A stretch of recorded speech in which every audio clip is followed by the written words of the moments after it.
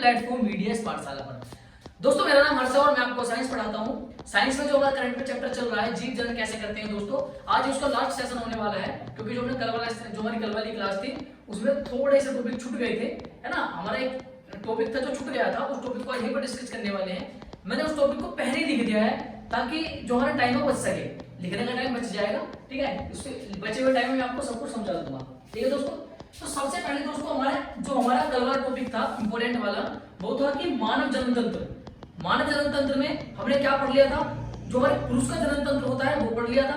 ठीक है, पुरुष का जन्म तंत्र पढ़ लिया था। और आज बात करेंगे मादा के जन्म तंत्र की, यानी कि मादा जन्म तंत्र। ठीक है, मादा जन्म तंत्र, फीमेल रिप्रोडक्टिव सिस्टम। हर चीज को मैंने हिंदी इंग्लिश दोनों लैंग्वेज में लिखा है, बाइलिंगुअल कंटेंट है बिल्कुल। ठीक है, सबसे पहले आप इसके स्क्रीनशॉट ले लीजिए या फिर इसको पॉज करके नोट कर लीजिए। ठीक है, अब मैं समझा रहा हूं, इस चीज को समझने पे फोकस कीजिए। सबसे पहले दोस्तों मादा जनन तंत्र होता है, मादा जनन तंत्र जो होता है दोस्तों, यानी फीमेल रिप्रोडक्टिव सिस्टम, उसके कुछ पार्ट्स होते हैं। जैसे मेल रिप्रोडक्टिव सिस्टम के कुछ पार्ट देखे थे हमने। ठीक है, जो मेल का रिप्रोडक्टिव सिस्टम था उसमें कुछ पार्ट्स देखे थे। ठीक है, इसी तरह जो फीमेल रिप्रोडक्टिव सिस्टम है दोस्तों, इसमें कुछ पार्ट्स होते हैं। सबसे पहला उसको जो प्राथमिक पार्ट आता है, इसको बोलते हैं प्राथमिक पार्ट। एक प्राथमिक पार्ट है दोस्तों, प्राथमिक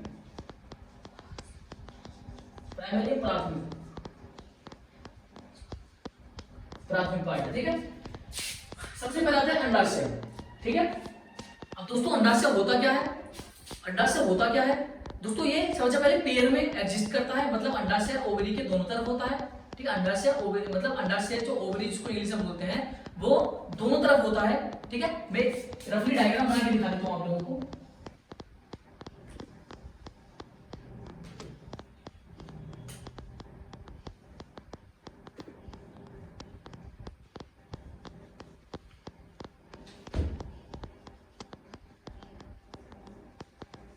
ठीक है, इस तरह का हमारा फीमेल रिप्रोडक्टिव सिस्टम होता है दोस्तों, इस तरह का फीमेल रिप्रोडक्टिव सिस्टम होता है।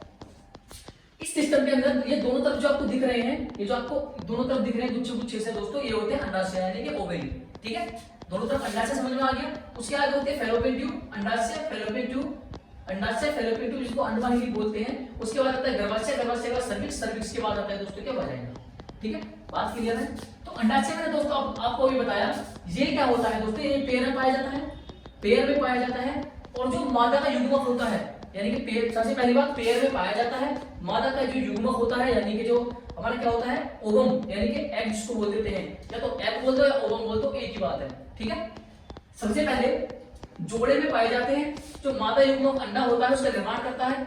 अब दोस्तों इसके प्रोसेस क्या होता है, at the time of girl birth, यानी कि जब किसी गर्ल का बर्थ होता है, जन्म होता है, तो उसके टाइम पे दोस्तों हजारों की संख्या में ये ओवरी में प्रेजेंट होते हैं। हजारों की संख्या में इस बेबी गर्ल के ओवरी में प्रेजेंट होते हैं। ये हमारे जो एग होते हैं, अंडे होते हैं, ये यानी कि अनमैच्योर, अपरिपक्व की फॉर्म में ये हमारे जो एग होते हैं वो क्या होते हैं दोस्तों, प्रेजेंट होते हैं हजारों के फॉर्म में। ठीक है, अब जब यानी कि जब प्यूबर्टी एज आती है, परिपक्वता की एज आती है किसी भी गर्ल की, जब परिपक्वता की एज आती है तो ये जो एग होते हैं दोस्तों ये मैच्योर हो जाते हैं, परिपक्व हो जाते हैं। फिर एवरी मंथ ये रिलीज होते हैं वन बाय वन।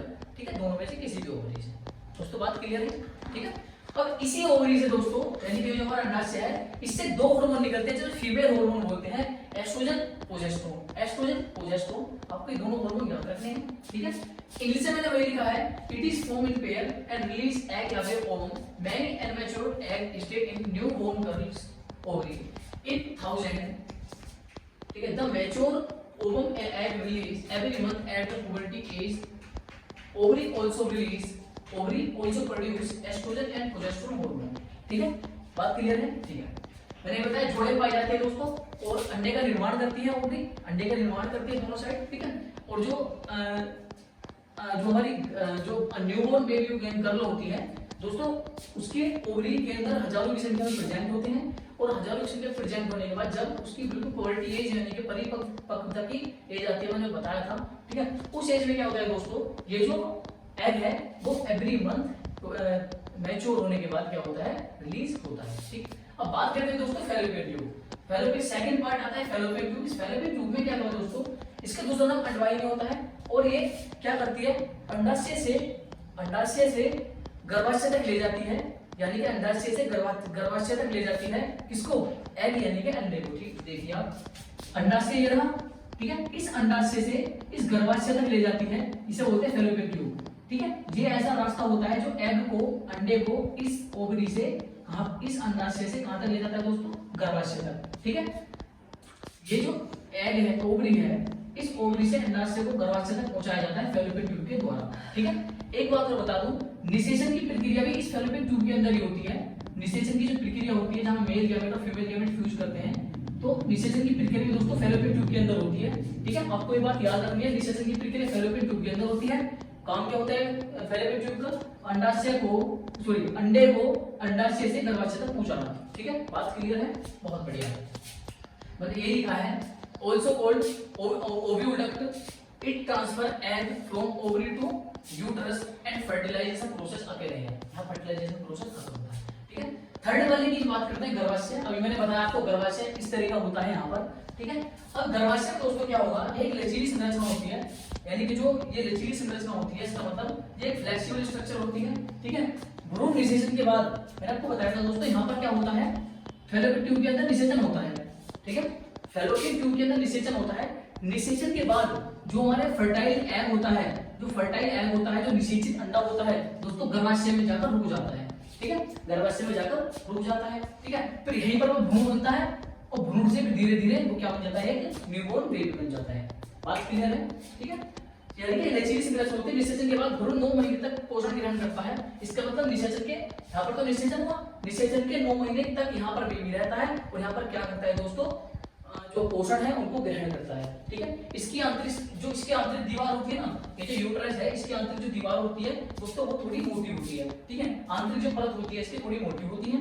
ठीक है, और इसके बाद क्या आपको क्या देखने के लिए मिलेगा दोस्तों, इसका एक काम ये भी होता है, ये रक्त प्रवाह को बढ़ावा देता है। ठीक है, ये क्या करता है, जो भ्रूण के लिए रक्त प्रवाह करता है। ठीक है, भ्रूण के लिए रक्त प्रवाह करता है। और सबसे मेन बात दोस्तों मैंने बताया था अभी। ठीक है दोस्तों, 1 मिनट, आप इसको नोट कर लीजिए आप। ठीक है, आप इसको नोट कीजिए, जल्दी जल्दी नोट कीजिए दोस्तों।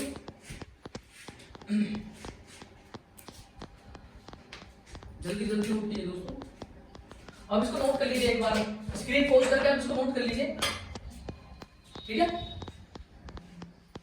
हाँ, तो मैंने भी बताया था आपको, ये जो गर्भाशय है, ये जो गर्भाशय है, इसके नीचे मैंने बताया था आपको सर्विक्स, इसके नीचे बताया था वजाइना। ठीक है, यानी कि दोस्तों अगर मैं आपको बताना लगूं, इसको बोलते हैं हिंदी में ग्रीवा। ग्रीवा, और ग्रीवा के नीचे होता है योनि, ग्रीवा और योनि। ठीक है, अब दोस्तों होता क्या है, ये जो हमारा गर्भाशय है वो उस ग्रीवा की सहायता से, गर्भाशय ग्रीवा की सहायता से, गर्भाशय ग्रीवा की सहायता से योनि में खुलता है। कैसे, गर्भाशय ग्रीवा की सहायता से योनि में खुलता है। इसका मतलब जो दोस्तों 1 मिनट। ठीक है, अब इतने इसको नोट कर लीजिए, मैंने समझा दिया है। मैंने इसके अंडाशय के बारे में बताया आपको, अंडाशय के बारे में बताया दोस्तों। ठीक है, मैंने आपको अंडाशय के बारे में बताया।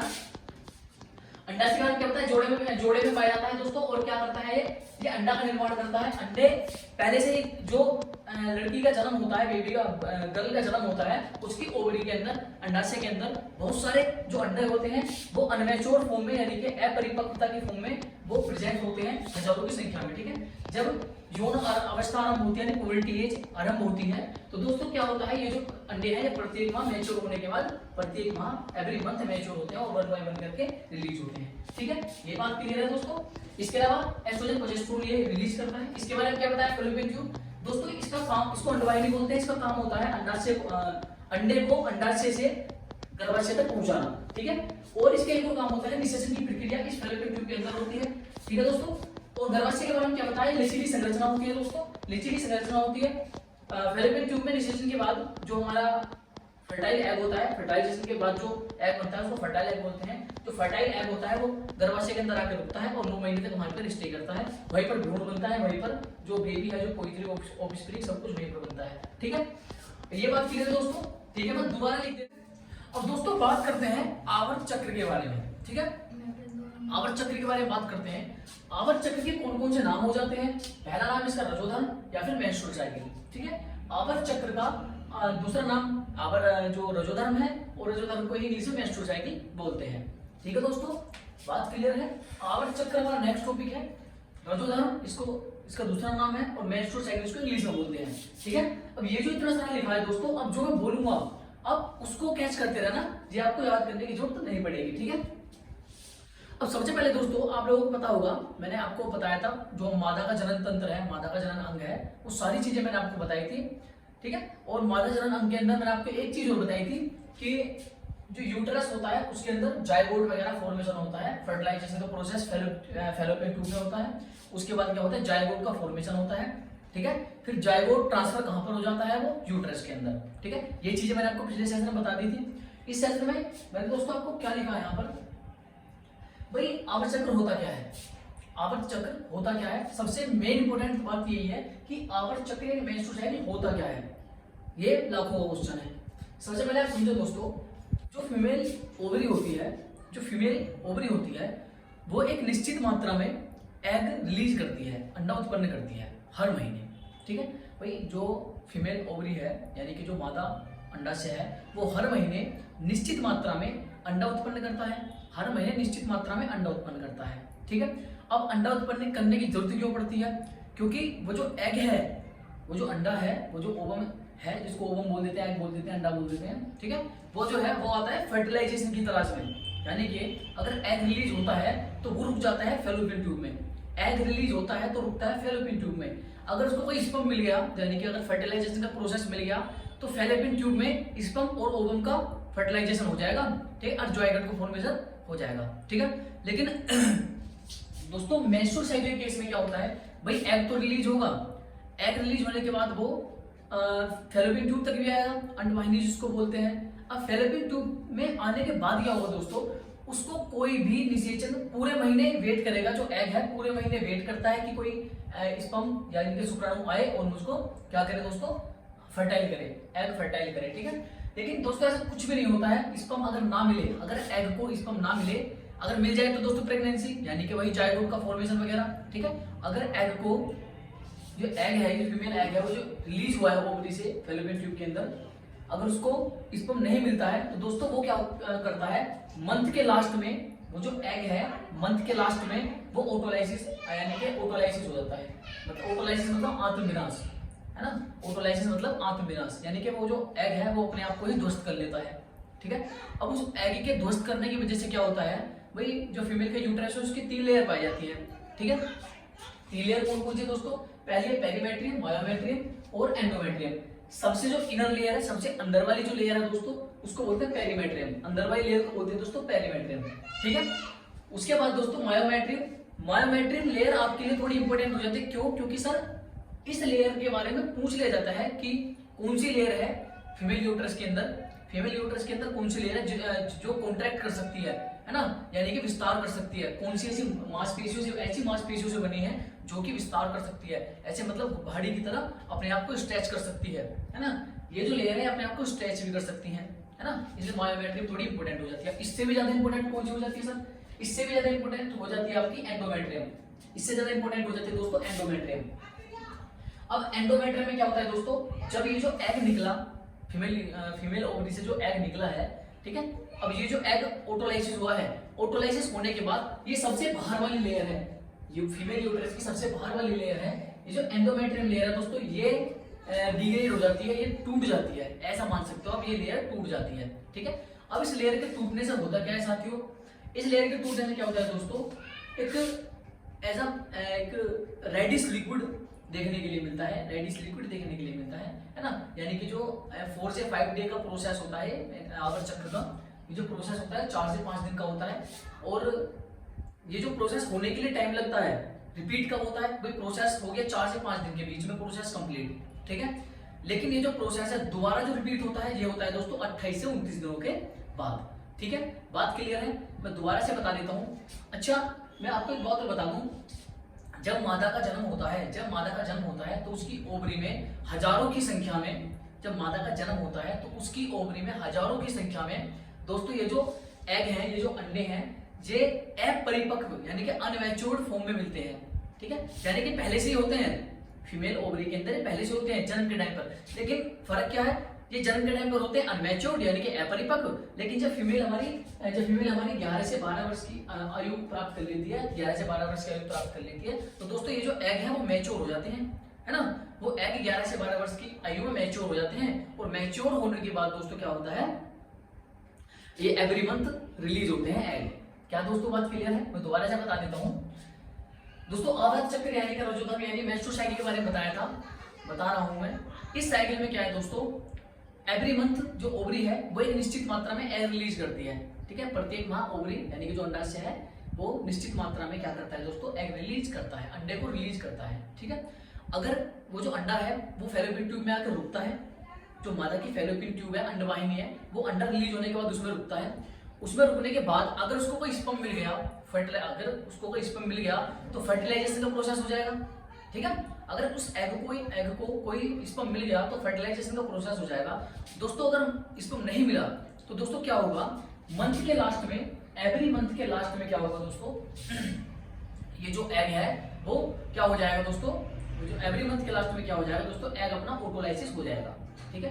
क्या ये बात क्लियर है? अब ऑटोलाइसिस होने के बाद क्या होता है, एग ऑटोलाइसिस हुआ, ऑटोलाइसिस होने के बाद क्या होता है, तो फीमेल यूट्रस है, उसमें दोस्तों 3 लेयर्स पाई जाती हैं। फीमेल यूट्रस के अंदर 3 लेयर्स पाई जाती हैं।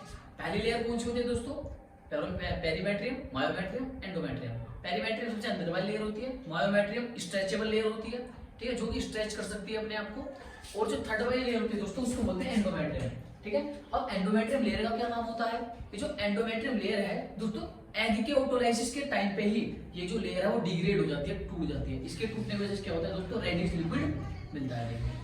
क्या ये बात क्लियर है? अब आपको एक चीज और बता दूं दोस्तों, यहाँ पर जगह नहीं है, नहीं तो मैं नोट करके आपको लिखा देता।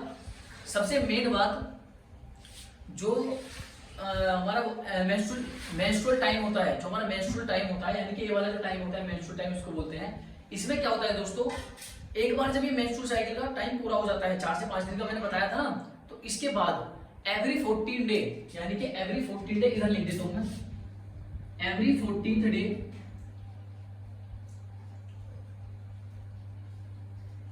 ठीक है दोस्तों, एवरी 14th डे क्या होता है कि ये जो एस्ट्रोजन और प्रोजेस्टेरोन, फीमेल के तो हार्मोन बताए थे ना मैंने, एस्ट्रोजन और प्रोजेस्टेरोन, एस्ट्रोजन प्रोजेस्टेरोन, जो फीमेल के 2 हार्मोन बताए थे दोस्तों, ये दोनों हार्मोन मेंस्ट्रुअल साइकिल के जो पीरियड होता है, पूरा टाइम जो होता है, उस मेंस्ट्रुअल साइकिल के टाइम का जो 14 डे आता है, 14वां दिन आता है दोस्तों, उसमें ये दोनों हार्मोन्स अपने पीक लेवल पर होते हैं, मतलब अपने हायर स्तर पर होते हैं, अपने उच्च स्तर पर होते हैं, मतलब ये दोनों हार्मोन्स ही बिल्कुल उच्च स्तर पर होते हैं, ठीक है दोस्तों, बात क्लियर है।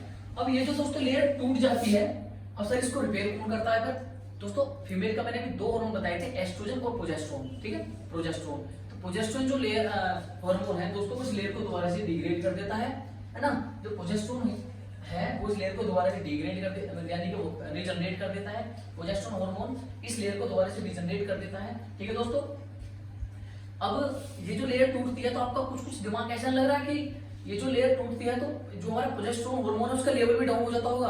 भाई अगर प्रोजेस्टेरोन लेयर हार्मोन है तो इस लेयर को टूटने नहीं देगा, अगर उसका लेवल डाउन हो गया तो ये लेयर टूटेगी, ठीक है। तो हम कह सकते हैं जब मेंस्ट्रुअल साइकिल का टाइम आता है तो दोस्तों प्रोजेस्टेरोन डाउन हो जाता है और एस्ट्रोजन अप हो जाता है। क्या है दोस्तों, बात क्लियर है आप लोगों के? ठीक है, बहुत बढ़िया। आप लोग दोस्तों इसको नोट कर लीजिए, मैं एक बार पढ़ के बता देता हूँ। प्रत्येक मां अंडा से कुछ निश्चित मात्रा में अंडा उत्पन्न करता है तथा निषेचन न मिलने पर यह अंडा आत्मविनाश हो जाता है, ठीक है, आत्मविनाश कर जाता है। सेकंड पॉइंट, महिला के जन्म के समय अंडाशय में हजारों की संख्या में अपरिपक्व अंडा रहता है जो 11 से 13 वर्ष की आयु में परिपक्व होकर प्रत्येक माह उत्पन्न होते हैं, ठीक है। महिला गर्भाशय में 3 मुख्य परत पाई जाती है, पहली पेरीमेट्रियम, मायोमेट्रियम और हमारी एंडोमेट्रियम। अंडा आत्मविनाश के समय एंडोमेट्रियम जो परत होती है, एंडोमेट्रियम परत, दोस्तों परत लिखा है परत,